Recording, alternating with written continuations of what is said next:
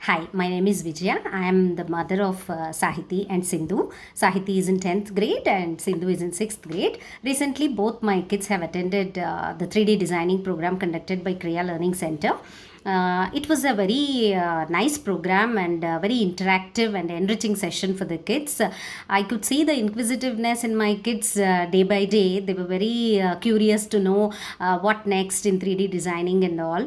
So, by looking at their projects, even I was so much felt nice that they have learned so much in a week's time, and it was a very well organized, and the teachers who were there who were teaching are very interactive, and they have considered the kids ideas and their opinions and let them design the way they want, and but guiding them very well. So overall it was a very interesting session. It's definitely a recommended session for any other who would like to join. It was a great learning experience for both the kids as well as for us also.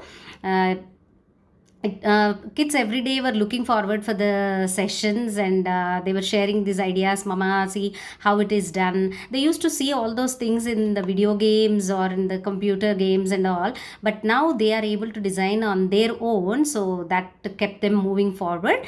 So it was a great experience for both the kids and myself. Thank you.